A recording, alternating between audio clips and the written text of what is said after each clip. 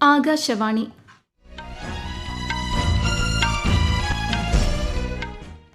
നമസ്കാരം. വാർത്തകൾ വായിക്കുന്നത് അഞ്ജു പ്രഭ.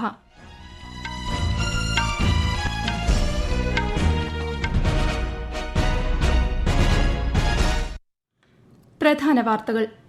ഇന്ത്യ പുത്തൻ സാങ്കേതിക വിദ്യ വികസിപ്പിക്കുക മാത്രമല്ല പ്രാവർത്തികമാക്കുകയും ചെയ്യുന്നുണ്ടെന്ന് പ്രധാനമന്ത്രി നരേന്ദ്രമോദി. ഇന്ത്യ AI ഇംപാക്ട് ഉച്ചകോടി പ്രധാനമന്ത്രി ഔദ്യോഗികമായി ഉദ്ഘാടനം ചെയ്തു. നിർമ്മിത ബുദ്ധി എല്ലാ മേഖലകളിലും സമഗ്ര മാറ്റം കൊണ്ടുവരുന്ന അടിസ്ഥാന സാങ്കേതിക വിദ്യയാണെന്ന് കേന്ദ്രമന്ത്രി അശ്വിനി വൈഷ്ണവ്. കേന്ദ്ര ആഭ്യന്തരമന്ത്രി അമിത്ഷായുടെ 2 ദിവസത്തെ അസം സന്ദർശനത്തിന് നാളെ തുടക്കമാകും. സുരക്ഷാ സ്ഥിതിഗതികൾ വിലയിരുത്തും. കേരളത്തിൽ SIRമായി ബന്ധപ്പെട്ട് മുഖ്യ തിരഞ്ഞെടുപ്പ് ഓഫീസറുടെ നേതൃത്വത്തിൽ രാഷ്ട്രീയ പാർട്ടി പ്രതിനിധികളുടെ യോഗം നാളെ.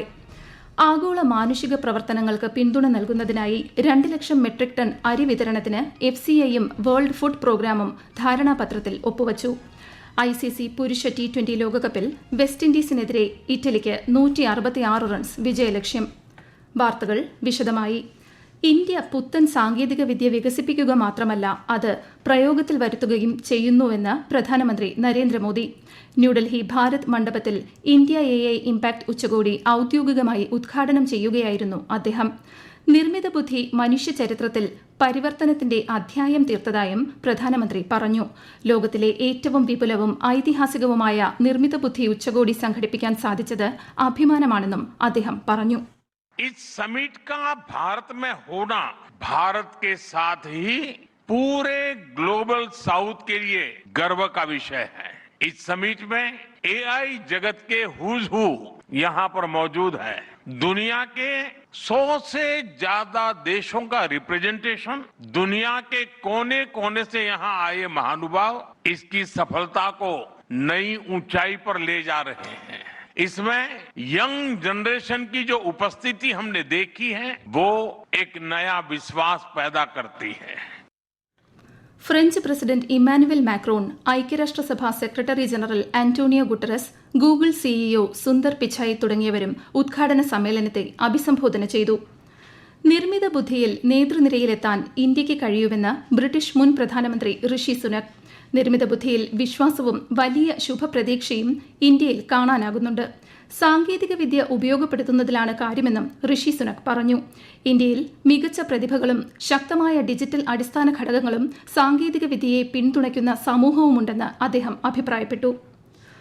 സ്റ്റാർട്ടപ്പുകൾ, ഗവേഷകർ, വിദ്യാർത്ഥികൾ, അക്കാദമിക സ്ഥാപനങ്ങൾ തുടങ്ങിയവയ്ക്ക് കുറഞ്ഞ നിരക്കിൽ 38,000 ഗ്രാഫിക്സ് പ്രോസസിംഗ് യൂണിറ്റുകളിലേക്ക് പ്രവേശനം നൽകുന്ന പൊതു പ്ലാറ്റ്ഫോം രാജ്യത്ത് ആരംഭിച്ചിട്ടുണ്ടെന്ന് കേന്ദ്രമന്ത്രി Ashwini Vaishnaw. India AI impact ഉച്ചകോടിയുടെ ഔദ്യോഗിക ഉദ്ഘാടന ചടങ്ങിനെ അഭിസംബോധന ചെയ്യുകയായിരുന്നു അദ്ദേഹം. നിർമ്മിത ബുദ്ധി എല്ലാ മേഖലകളിലും സമഗ്ര മാറ്റം കൊണ്ടുവരുന്ന അടിസ്ഥാന സാങ്കേതിക വിദ്യയാണെന്നും ശ്രീ അശ്വിനി വൈഷ്ണവ് പറഞ്ഞു. AI is a foundational technology. It is already transforming how we work, learn and make decisions. Our Honorable Prime Minister Shri Narendra Modi ji believes that the true value of technology lies in ensuring that its benefits reach the masses. Our Prime Minister's vision is to democratize technology, deploy it at scale, make it accessible to all. ഇന്ത്യയുടെ ഉരുക്ക് ഉപഭോഗം കഴിഞ്ഞ 10 വർഷത്തിനുള്ളിൽ 77 ദശലക്ഷം ടണ്ണിൽ നിന്ന് 152 ദശലക്ഷം ടണ്ണായി ഉയർന്നതായി ഉരുക്കു മന്ത്രാലയം. ഇന്ത്യയുടെ അസംസ്കൃത ഉരുക്കുശേഷി 2030ഓടെ 300 ദശലക്ഷം ടണ്ണിലേക്ക് എത്തുമെന്ന് പ്രതീക്ഷിക്കുന്നതായും ഇന്ത്യ AI ഇംപാക്ട് ഉച്ചകോടിയിൽ ഉരുക്കു മന്ത്രാലയ സെക്രട്ടറി സന്ദീപ് പോണ്ട്രിക് പറഞ്ഞു. ഇന്ത്യ AI ഇംപാക്ട് ഉച്ചകോടിയിൽ ഉച്ചയ്ക്ക് നടക്കുന്ന ലീഡേഴ്സ് പ്ലീനറിയിൽ രാഷ്ട്രതലവന്മാർ, മന്ത്രിമാർ, ബഹുരാഷ്ട്ര സ്ഥാപനങ്ങളിലെ മുതിർന്ന പ്രതിനിധികൾ എന്നിവർ സംബന്ധിക്കും. CEO വട്ടമേശ സമ്മേളനത്തിലും പ്രധാനമന്ത്രി നരേന്ദ്രമോദി ഇന്ന് പങ്കെടുക്കും. നിക്ഷേപം, ഗവേഷണ സഹകരണം, വിതരണ ശൃംഖലകൾ, AI സംവിധാനങ്ങളുടെ വിന്യാസം എന്നിവ ചർച്ച ചെയ്യും. എല്ലാവർക്കും ക്ഷേമം, എല്ലാവരുടെയും സന്തോഷം എന്നതാണ് ഉച്ചകോടിയുടെ പ്രമേയം. ഇന്ത്യയെ അമേരിക്കയുമായി കടലിനടിയിലൂടെ കേബിളുകൾ വഴി ബന്ധിപ്പിക്കുന്ന അമേരിക്ക ഇന്ത്യ കണക്ട് ശൃംഖല പ്രഖ്യാപിച്ച് ഗൂഗിൾ. അടുത്ത 5 വർഷത്തിനുള്ളിൽ $15 ബില്യൺ നിക്ഷേപത്തിൽ സഹകരണ അടിസ്ഥാനത്തിലാവും സൗകര്യം വികസിപ്പിക്കുക. ഇന്ത്യയെ സിംഗപ്പൂർ, ദക്ഷിണാഫ്രിക്ക, ഓസ്ട്രേലിയ എന്നിവയുമായി ബന്ധിപ്പിക്കുന്ന 3 പുതിയ സബ് സീ പാതകളും 4 തന്ത്രപ്രധാനമായ ഫൈബർ ഒപ്റ്റിക് റൂട്ടുകളും സ്ഥാപിക്കുമെന്നും Google CEO Sundar Pichai India AI impact ഉച്ചകോടിയിൽ പറഞ്ഞു.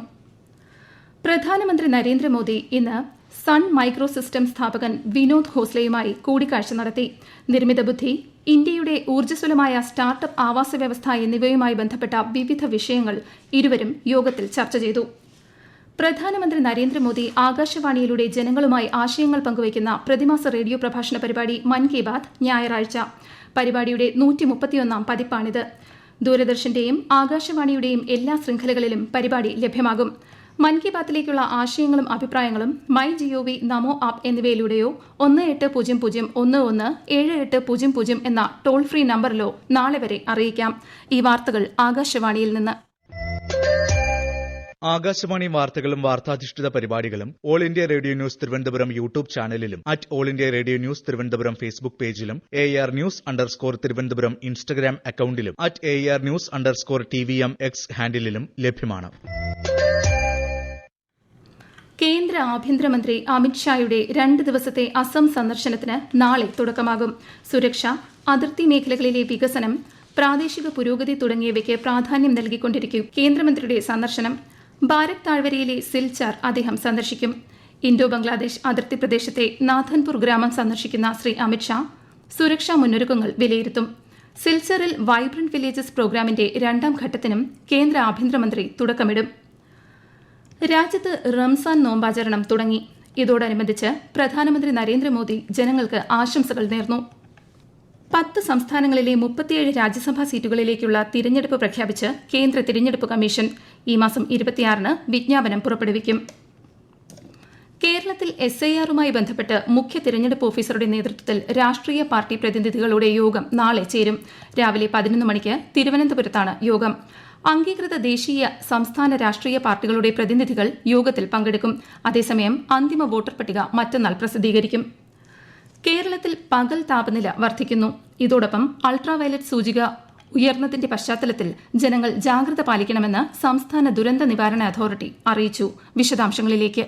സൂര്യാഘാതം, സൂര്യാതപം, നിർജ്ജലീകരണം തുടങ്ങി നിരവധി ഗുരുതരമായ ആരോഗ്യ പ്രശ്നങ്ങൾക്ക് ഉയർന്ന ചൂട് കാരണമാകുമെന്ന് ജാഗ്രതാ നിർദ്ദേശത്തിൽ പറയുന്നു. പകൽ 11 മുതൽ 3 മണിവരെയുള്ള സമയത്ത് നേരിട്ട് ശരീരത്തിൽ കൂടുതൽ സമയം തുടർച്ചയായി സൂര്യപ്രകാശം ഏൽക്കുന്നത് ഒഴിവാക്കുക. ദാഹമില്ലെങ്കിലും വെള്ളം കുടിക്കുന്നത് തുടരുക. പരമാവധി ശുദ്ധജലം കുടിക്കണം. തുടർച്ചയായി കൂടുതൽ സമയം അൾട്രാവയലറ്റ് രശ്മികൾ ശരീരത്തിൽ ഏൽക്കുന്നത് സൂര്യാതപത്തിനും ത്വക്ക് രോഗങ്ങൾക്കും നേത്രരോഗങ്ങൾക്കും കാരണമായേക്കാം. കേരളത്തിൽ സർക്കാർ മെഡിക്കൽ കോളേജ് ഡോക്ടർമാരുടെ സംഘടനയായ KGMCTA ആഹ്വാനം ചെയ്ത അനിശ്ചിതകാല OP ബഹിഷ്കരണം തുടരുന്നതിനോടൊപ്പം ഇന്നു മുതൽ അടിയന്തരമല്ലാത്ത ശസ്ത്രക്രിയകളും നിർത്തിവെക്കുമെന്ന് ഭാരവാഹികൾ പ്രസ്താവനയിൽ അറിയിച്ചു. 3 ദിവസമായി തുടരുന്ന OP ബഹിഷ്കരണവും അധ്യാപന ബഹിഷ്കരണവും കാരണം PG വിദ്യാർത്ഥികളും ഹൌസ് സർജൻമാരുമാണ് OPയിൽ രോഗികളെ പരിശോധിക്കുന്നത്. ICC പുരുഷ T20 ലോകകപ്പിൽ വെസ്റ്റ് ഇൻഡീസിനെതിരെ ഇറ്റലിക്ക് 166 റൺസ് വിജയലക്ഷ്യം. ആദ്യം ബാറ്റ് ചെയ്ത വെസ്റ്റ് ഇൻഡീസ് നിശ്ചിത ഓവറിൽ 6 വിക്കറ്റ് നഷ്ടത്തിൽ 165 റൺസ് എടുത്തു. കൊളംബോയിൽ ഉച്ചയ്ക്ക് 3-ന് ശ്രീലങ്ക സിംബാബ്വേയെ നേരിടും. വൈകിട്ട് 7-ന് ചെന്നൈയിലെ MA ചിദംബരം സ്റ്റേഡിയത്തിൽ അഫ്ഗാനിസ്ഥാൻ കാനഡയുമായി ഏറ്റുമുട്ടും. വനിതാ ക്രിക്കറ്റിൽ 2ാം T20യിൽ ഇന്ത്യ ഇന്ന് ഓസ്ട്രേലിയയെ നേരിടും. ഉച്ചയ്ക്ക് 1:45-ന് കാൻബറയിലാണ് മത്സരം. വിശപ്പിനോട് പൊരുതുന്നതിനുള്ള ആഗോള മാനുഷിക പ്രവർത്തനങ്ങൾക്ക് പിന്തുണ നൽകുന്നതിനായി അരി വിതരണം ചെയ്യാൻ ഫുഡ് കോർപ്പറേഷൻ ഓഫ് ഇന്ത്യയും വേൾഡ് ഫുഡ് പ്രോഗ്രാമും ധാരണാപത്രത്തിൽ ഒപ്പുവച്ചു. ഇതുപ്രകാരം FCI 2 ലക്ഷം മെട്രിക് ടൺ അരി വേൾഡ് ഫുഡ് പ്രോഗ്രാമിന് വിതരണം ചെയ്യുമെന്ന് കേന്ദ്ര ഉപഭോക്തൃകാര്യ ഭക്ഷ്യ പൊതുവിതരണ മന്ത്രാലയം അറിയിച്ചു. പ്രധാന വാർത്തകൾ വീണ്ടും.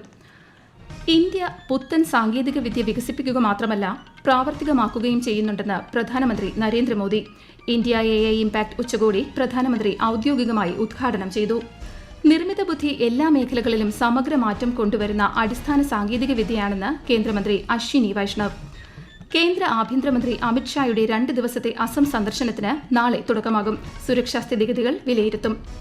കേരളത്തിൽ SIR-മായി ബന്ധപ്പെട്ട് മുഖ്യ തിരഞ്ഞെടുപ്പ് ഓഫീസറുടെ നേതൃത്വത്തിൽ രാഷ്ട്രീയ പാർട്ടി പ്രതിനിധികളുടെ യോഗം നാളെ. ആഗോള മാനുഷിക പ്രവർത്തനങ്ങൾക്ക് പിന്തുണ നൽകുന്നതിനായി 2 ലക്ഷം മെട്രിക് ടൺ അരി വിതരണത്തിന് FCIയും വേൾഡ് ഫുഡ് പ്രോഗ്രാമും ധാരണാപത്രത്തിൽ ഒപ്പുവച്ചു. ICC പുരുഷ T20 ലോകകപ്പിൽ വെസ്റ്റ് ഇൻഡീസിനെതിരെ ഇറ്റലിക്ക് 166 റൺസ് വിജയലക്ഷ്യം. വാർത്തകൾ കഴിഞ്ഞു. അടുത്ത വാർത്താ പ്രക്ഷേപണം വൈകിട്ട് 3 മണിക്ക്.